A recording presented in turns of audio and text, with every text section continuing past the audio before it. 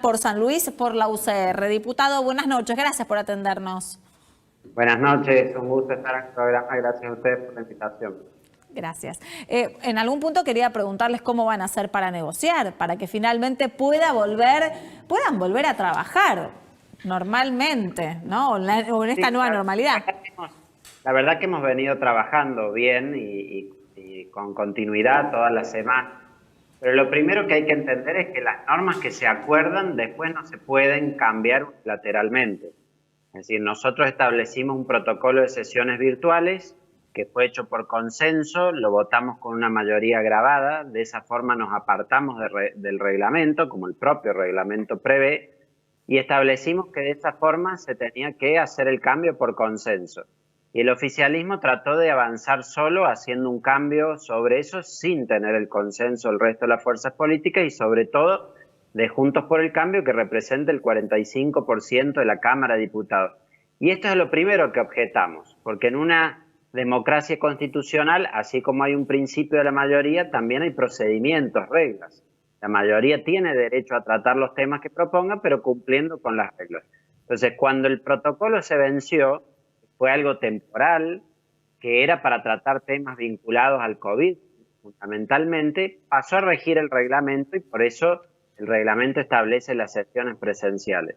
Y por eso nosotros objetamos y cuestionamos la validez el otro día de la sesión, al punto que después la justicia, a través del fallo de la Cámara Contencioso Administrativa Federal, ratificó que el protocolo al día de la fecha, que fue el 3 de septiembre la sentencia, en la actualidad no estaba vigente porque ese consenso no se había producido. Entonces, de esto hay que salir con acuerdos, de eso no me cabe duda, pero el acuerdo requiere no imponer sobre ninguna parte, sino poder conversar cómo se sigue funcionando. Ahora, ¿y no cree que estar todos en el recinto supone un peligro sanitario para que puedan contagiarse entre todos?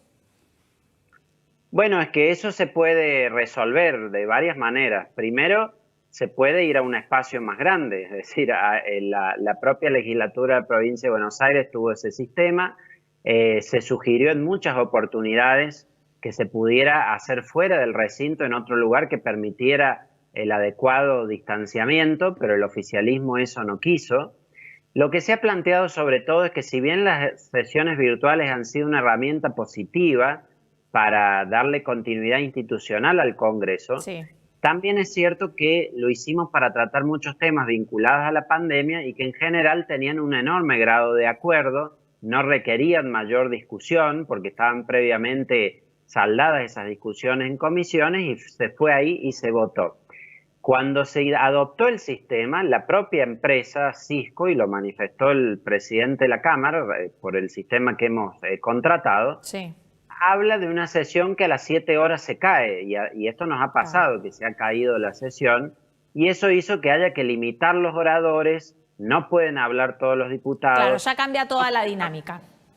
Claro, no hablan la cantidad de minutos que el reglamento establece. Y entonces, claro, por darles un ejemplo, una cosa es discutir la habilitación de la donación de plasma para COVID, que es importantísimo y estamos todos de acuerdo, y eso uno en un minuto puede manifestar la adhesión, y otra es discutir la reforma judicial que crea 1.700 cargos, hace una transformación masiva sobre el sistema y a Claro. nivel de las provincias, y en 3 minutos por diputado y con 2/3 partes de los diputados de un bloque no pudiendo hablar, claramente no permite dar un debate completo del tema. Entonces, lo que nosotros planteamos básicamente, y es un poco lo que se va a plantear en la reunión mañana con el presidente de la Cámara, es renovemos el protocolo para continuar con las comisiones, para continuar con las sesiones, para poder aprobar las leyes necesarias vinculadas a la pandemia, pero con los temas que no están vinculados a la pandemia y sobre todo con los temas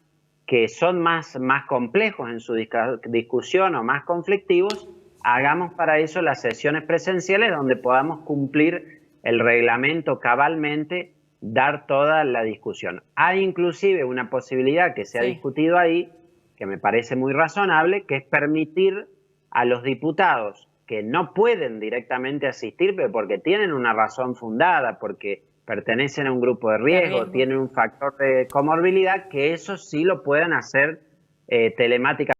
pero el resto de los diputados vayamos, como marca el reglamento, a la sesión presencial. Vamos con las preguntas, a ver, Gise. Sí, ¿qué tal, diputado? Presentaron ayer, Juntos por el Cambio, un amparo para anular la sesión de la semana pasada, la sesión de la polémica en la que se votó una ley importante para darle promoción al turismo.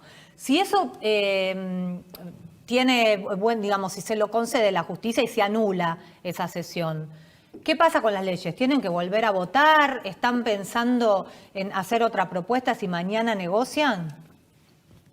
A ver, lo primero, es muy importante y pertinente la pregunta porque me permite aclarar lo siguiente.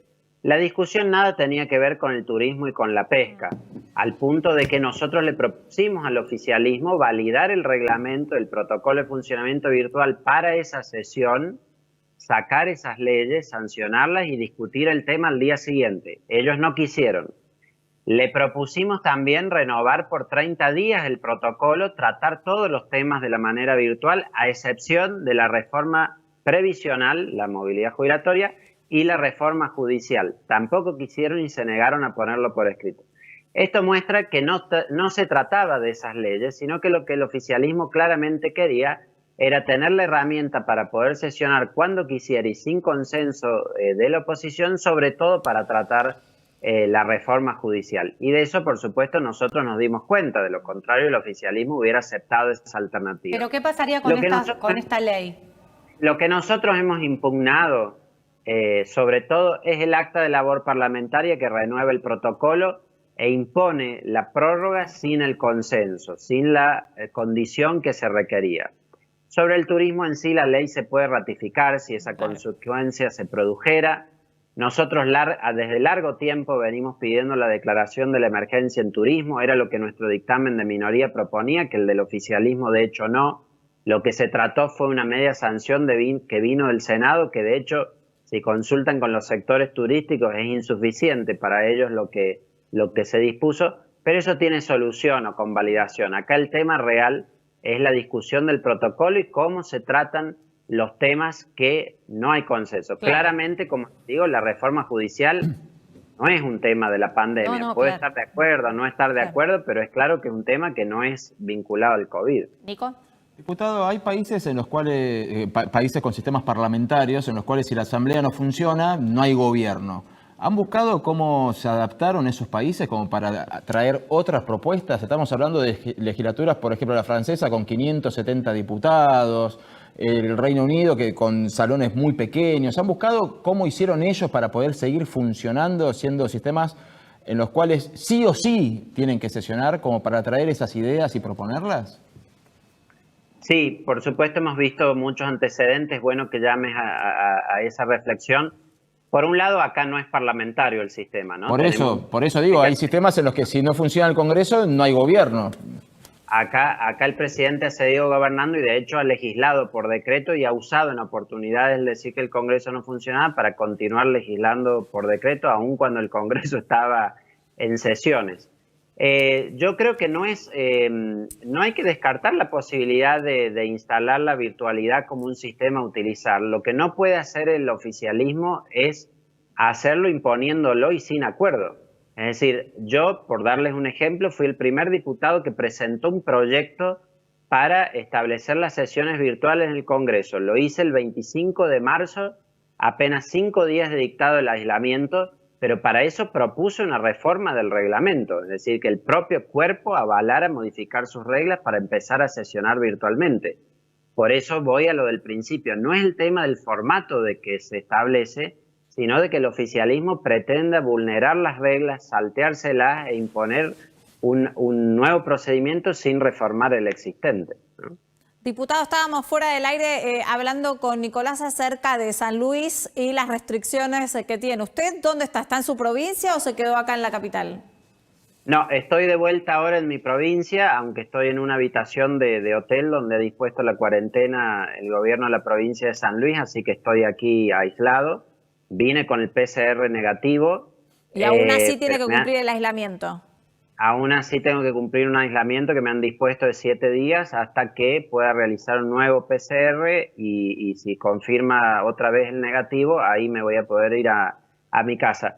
Pero más allá de mi situación, lo que me preocupa mucho, debo decirles, es que a medida que han avanzado los contagios de coronavirus en la provincia y se ha vuelto a la fase 1, los pacientes con síntomas leves o que no tienen síntomas están siendo trasladados a centros de emergencia que ha dispuesto el gobierno y sacados de su casa contra su voluntad, y esto está generando muchísima preocupación en la provincia, porque tengamos presente que en la ciudad de Buenos Aires, en Mendoza, en Córdoba, en distintos distritos que he hablado con las autoridades de salud, cuando hay pacientes que tienen síntomas leves o sin síntomas, son aislados domiciliariamente. Sí, Diputado, Y eso cuando sí, no tienen condiciones de habitabilidad, a veces se lo hace en hoteles, pero acá están siendo todos trasladados a centros de emergencia montados por el gobierno que tienen condiciones de habitabilidad muy, muy negativas. diputado, eso es ilegal. Sí, acá hay una discusión, hay ciudadanos que están buscando presentar habeas corpus al respecto y están haciendo protestas porque además no es de sentido común la solución, porque por darles un ejemplo, la Villa de Merlo, que es una localidad turística por excelencia que seguro todos conocen, tiene una capacidad hotelera enorme, toda ociosa hoy, disponible para alojar a los pacientes leves si fuera necesario, y por el contrario, las personas que se han infectado en Merlo han sido trasladadas 200 kilómetros hasta Villa Mercedes para ir a estos lugares donde los ponen en pabellones con decenas de personas que tienen distintos cuadros. No, es tremendo. Realmente es una situación muy preocupante que estamos viviendo estos días con eso. Diputado, nosotros, perdóname, Nico, nos estamos preguntando en líneas generales en el programa, ahora vamos a entrar a debatir con más amplitud con mis compañeros, acerca de si los ciudadanos en la Argentina respetamos las reglas o nos cuesta. ¿Qué pasa en San Luis principalmente? ¿Se están respetando lo que en algún punto la provincia dispone?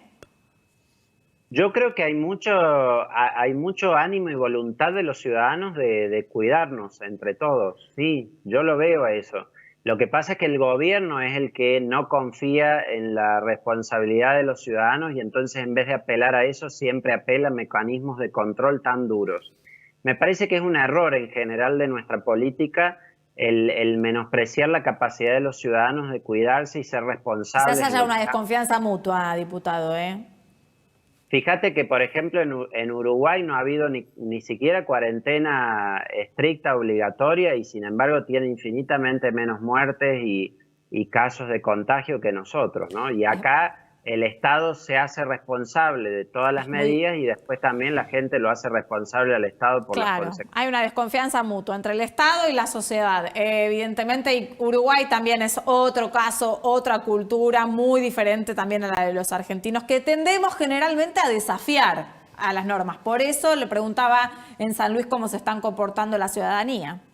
No, la verdad que ha sido siempre muy respetuoso, aún con medidas que yo tildaría hasta de autoritarias que el gobierno ha tomado, igualmente la ciudadanía en general ha aceptado cumplirlas. Lo que pasa es que, claro, cuando ya no se permitió, por ejemplo, que a los propios ciudadanos que estaban varados en otras provincias se los dejara volver, o que ahora cuando alguien se contagie le pase esto de que se lo saque de su casa contra su voluntad, ya genera también incentivos perversos. La gente no quiere siquiera declarar que está teniendo síntomas para los empuja a la clandestinidad.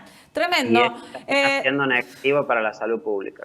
Diputado, gracias por atendernos. Que tenga usted buenas noches. Gracias a ustedes. Hasta luego. ¿Y usted